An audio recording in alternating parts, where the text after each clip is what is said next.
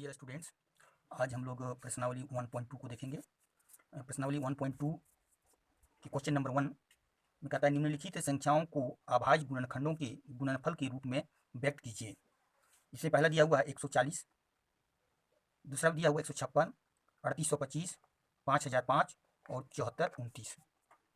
तो ये भी इसका हम लोग को अभाज्य गुणनखंड के गुणनफल के रूप में व्यक्त करना है। तो सर्वप्रथम क्वेश्चन नंबर 1 का पहला जो पार्ट है इसको हम देखेंगे। 140 है, तो 140 का हम लोग अभाज्य गुणनखंड के रूप में लिखते हैं। तो सबसे पहले जो अभाज्य संख्या है उससे पहले हम भाग करके देखते हैं। तो सबसे छोटा अभाज्य संख्या है वो 2 है।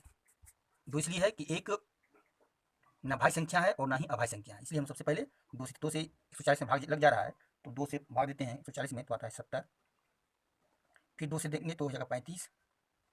फिर 5 से लग रहा है, 5 7 35, 7 से 1। तो इसलिए 140 का अभाज्य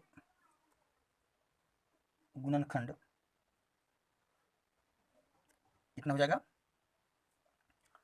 2 इंटू 5 इंटू 7। इसको हम लोग लिख सकते हैं, 2 2 बार है, गुना है इसलिए 2 पर पावर 2 गुने 5 गुने 7। दूसरा हम लोग इसी तरह से 156 का आप लोग बना लेंगे, 3825 का भी बना लेंगे। 5000 जो 5 है इसको लोग देखते हैं बनाकर 5005। तो 5 का जब गुणनखंड निकालते हैं, अभाज्य गुणनखंड के रूप में निकालते हैं तो 2 से नहीं आता है, तो ये आएगा 5 से। 5 1 5 0 0 5 1 5। फिर ये 7 से लग रहा है, 7 1 7 7 चौक 28 या 7 या 21। फिर ये 11 से जाएगा, 11 1 11 11 या 33। फिर 13 से एक बार, यानी इसलिए 5005 का अभाज्य गुणनखंड कितना हो जाएगा? ये हो जाएगा 5 इंटू 7 इंटू 11 इंटू 30। तो इसी तरह से यह अभाज्य गुणनखंड निकाला जा सकता है। आगे क्वेश्चन नंबर 2, पूर्णांकों के निम्नलिखित युग्मों के HCF और LCM ज्ञात कीजिए तथा इसकी जांच कीजिए कि दो संख्याओं का गुणनफल HCF गुने LCM है। तो क्वेश्चन नंबर 2 का पहला जो पार्ट है, पहला पार्ट में कहता है 26 और 91। तो सबसे पहले हम लोग 26 का अभाज्य गुणनखंड निकालते हैं। 26 का अभाज्य गुणनखंड इज इक्वल टू कितना हो जाएगा? 26 2 से 13, यानी 2 गुने 13, 2 गुने 13।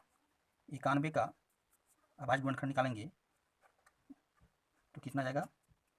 7 से 7 1 7 7 या 21, 7 13 13 से भी नहीं कटेगा, तो जाएगा 7 गुने 13। इसलिए HCF ऑफ 26 91 कितना जाएगा? HCF का पहले हम लोग भी पढ़ चुके हैं कि HCF का मतलब होता है उभयनिष्ठ गुणनखंड, जो संख्याएं दोनों में कॉमन हो। दोनों में कॉमन क्या है? ये 13, यहाँ भी 13 है, इसमें भी 13 है, तो इसका HCF जो हो जाएगा वो हो जाएगा 13। फिर LCM ऑफ 26 91। तो LCM के बारे में हम क्या पढ़ें? अभाज्य गुणनखंड और अधिकतम घात, है ना। तो सबसे पहले इस दोनों में से एक लिख लेंगे तो हो जाएगा 13 गुने कितना बच गया? 2 और 7, 2 गुने 7 हो जाएगा 182। अब कहता है, तो LCM HCF और LCM ज्ञात हो गया। अब कहता है कि इसकी जांच कीजिए कि दो संख्याओं का गुणनफल बराबर HCF गुने LCM है। क्योंकि दिया हुआ दो संख्याओं का गुणनफल हम जानते हैं कि दो लिखते हैं जांच, दो संख्याओं का गुणनफल इज इक्वल टू HCF गुने LCM। तो दो संख्या के गुणनफल कितना है? 26 गुने 91 बराबर कितना है यहाँ? HCF गुने LCM। तो HCF निकल गया, HCF कितना निकल गया? HCF 13, तो जगह 13 गुने LCM कितना निकल गया है? 182। अब इसको गुना करते हैं, 26 और 91 गुना करिए, फिर 13 और 182 को गुना करिए। तो गुना करते हैं, 26 और 91 को गुना किए, 26 और 91 गुना किए, कितना आ गया? 2366। यहाँ गया 66 इज इक्वल टू, या 182 गुना 182 और 13 गुना किए तो आ गया 2366। इसलिए दो संख्याओं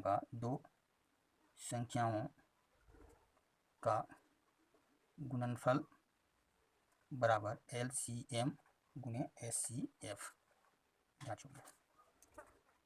इसी तरह से हम लोग 510 और 92 और 336 और 54 का SCF और LCM ज्ञात करेंगे सबसे पहले, और जब SCF और LCM ज्ञात हो जाएगा तो फिर दो संख्याओं का गुणनफल और SCF बराबर SCF गुने LCM ये हम लोग जांच कर लेंगे इसी तरह से। अब आगे है क्वेश्चन नंबर 3, अभाज्य गुणनखंड विधि द्वारा निम्न पूर्णांकों के SCF और LCM ज्ञात कीजिए। क्वेश्चन नंबर 3 के पार्ट 1 में दिया हुआ है 12, 15 और 21, पार्ट नंबर 2 में दिया हुआ है 17, 23 और 29, पार्ट नंबर 3 में दिया हुआ है 8, 9 और 25।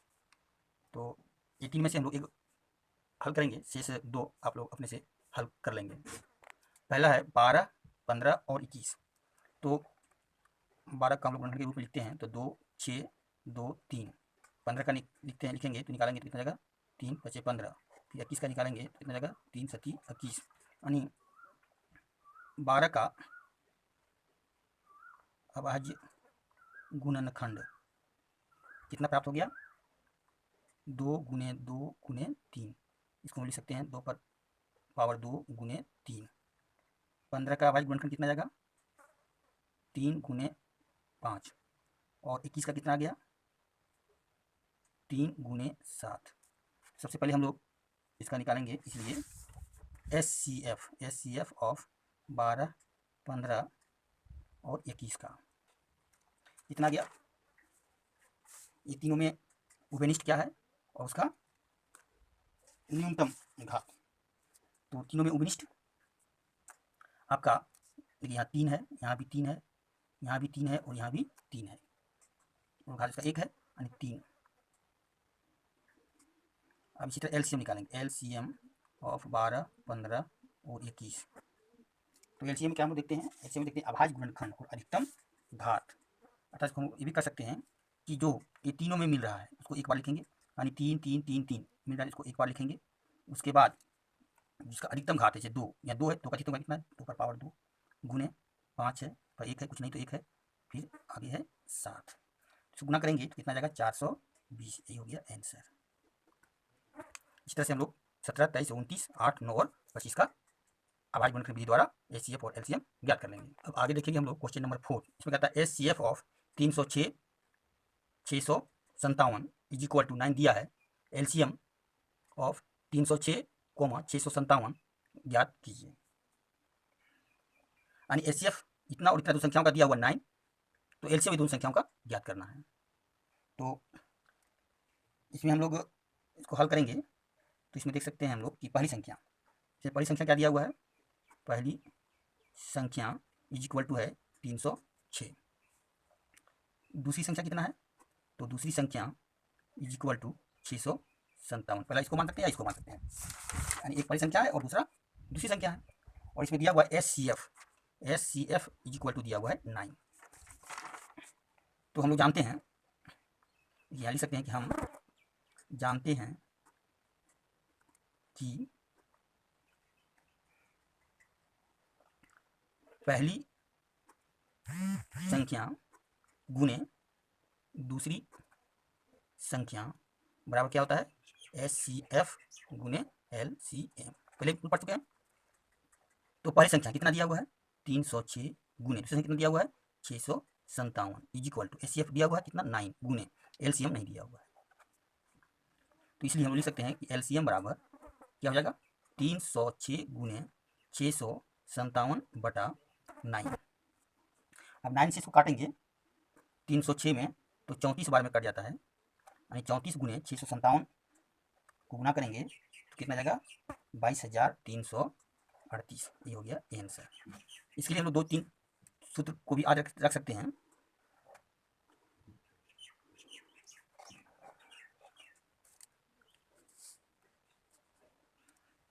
पहला तो ये है कि पहली संख्या गुने दूसरी संख्या बराबर SCF गुने LCM। और अगर पहली संख्या निकालना है तो हो जाएगा SCF गुने LCM बटा दूसरी संख्या। अगर दूसरी संख्या निकालना है तो हो जाएगा HCF गुने LCM बटा पहली संख्या। अगर हमको LCM निकालना है तो हो जाएगा पहली संख्या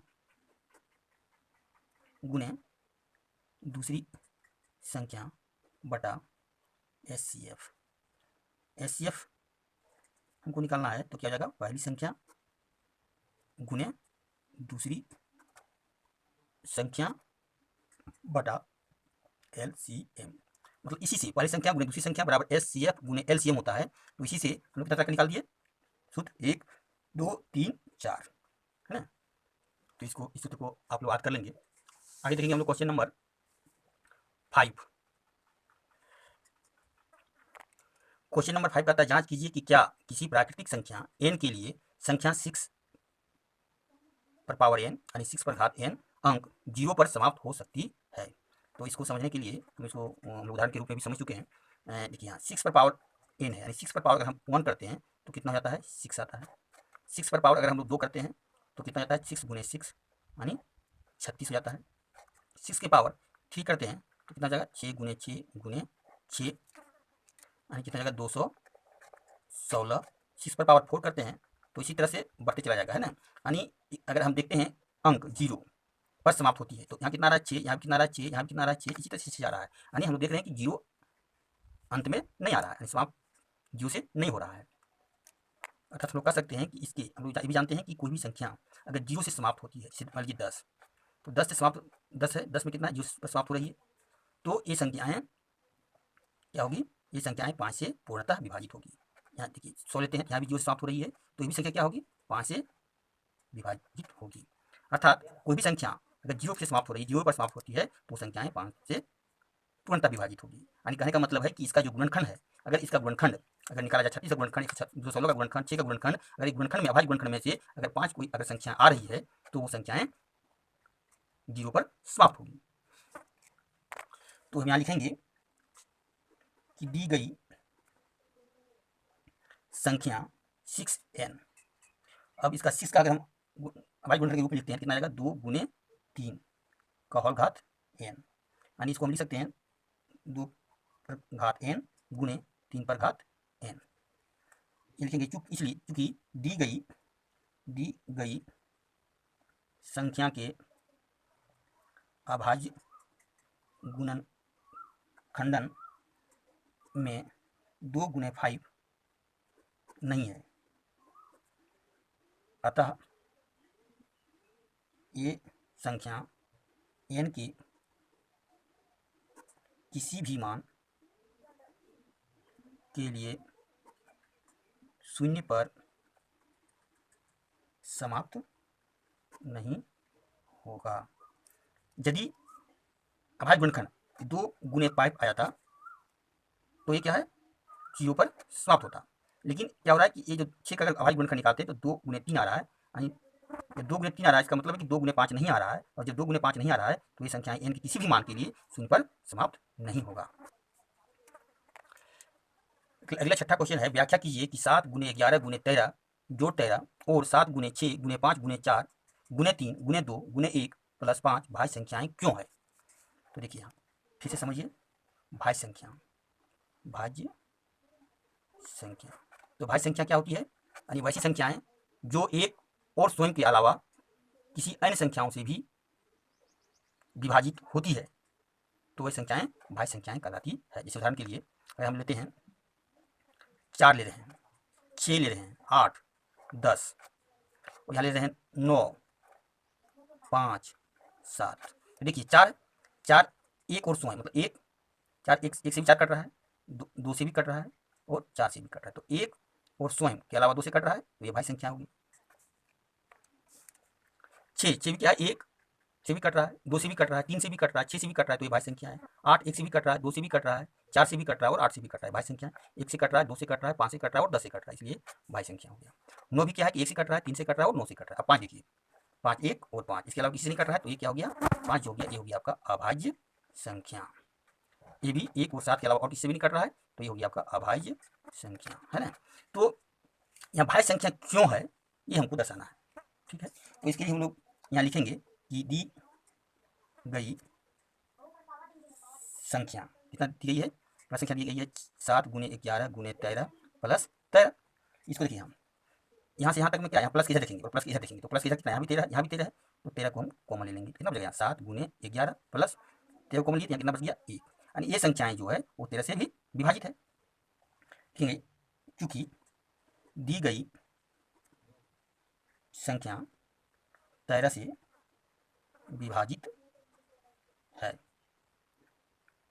अतः यह संख्या बाह्य संख्या है, भाज्य संख्या है। ठीक है, फिर इसी तरह देखेंगे, पुनः दी गई संख्या कितना दी गई है, 7 गुने 6 गुने 5 गुने 4 गुने 3 गुने 2 गुने 1 प्लस 5। अब देखिए प्लस इधर देखिए, यहाँ तक गुना में है और ये प्लस के बाद कितना है 5 है, तो इसमें क्या कॉमन जाएगा, देखिए यहाँ भी 5 है, यहाँ भी 5 है, तो 5 कॉमन ले लेंगे, तो कितना बचेगा 7 गुने 6 गुने 4 गुने 3 गुने 2 गुने 1 प्लस बचेगा यहाँ 1। तो लेंगे, चूंकि दी गई संख्या 5 से विभाजित है, अतः यह संख्या भाज्य संख्या है, भाज्य संख्या। प्रश्नावली 1.2 का आगे का क्वेश्चन और अंतिम का जो क्वेश्चन है वो है क्वेश्चन नंबर 7। किसी खेल के मैदान के चारों ओर एक वृत्ताकार पथ है। इस मैदान का एक चक्कर लगाने में सोनिया को 18 मिनट लगते हैं, जबकि इसी मैदान का एक चक्कर लगाने में रवि को 12 मिनट लगते हैं। अब मान लीजिए कि वे दोनों एक ही स्थान और एक ही समय पर चलना प्रारंभ करके एक ही दिशा में चलते हैं, कितने समय बाद वे पुनः प्रारंभिक स्थान पर मिलेंगे। ये क्या कहता है, ये कहता है कि एक वृत्ताकार पथ है खेल के मैदान के चारों ओर, यह खेल का मैदान है और इसके चारों ओर एक वृत्ताकार पथ है। इस मैदान का एक चक्कर लगाने में सोनिया 18 मिनट का समय लगता है। मतलब ये अगर सोनिया यहाँ से है, यहाँ से चलना प्रारंभ करती है, तो यहाँ से फिर यहाँ तक पहुँचने में कितना समय लेती है 18, फिर दूसरा बार में कितना लेगी 36, फिर तीसरा बार में कितना लेगी 54, फिर कितना बार मिलेगी, इस तरह बढ़ता जाएगा सोनिया। फिर इसी मैदान को एक चक्कर लगाने में रवि को 12 मिनट लगता है। यहाँ से फिर यहाँ से यहाँ तक पहुँचने में उसको रवि को 12 मिनट लगता है। तो एक बार में तो 12 मिनट ले रहा है, फिर दूसरे बार में कितना लेगा रवि 24, फिर कितना लेगा तीसरा बार में 36। तो देखिए यहाँ भी 36 है और यहाँ भी 36 है, तो इस जगह पर एक दूसरा राउंड में रहेगी सोनिया और ये तीसरा राउंड में रहेगी, तो एक जगह ये मिल जा रही है ना। तो इस क्या हो गया 36। अब इसको हल कैसे करेंगे, तो इसको हल करने के लिए सॉल्व, देखिए यहाँ क्या है कि रवि द्वारा लिया गया समय 12 मिनट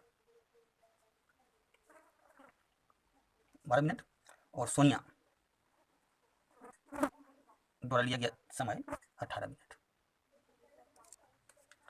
अब ये 12, इसका हम अभाज्य गुणनखंड निकालते हैं। 12 का अभाज्य गुणनखंड कितना आता है 2 पर पावर 2 गुने 3।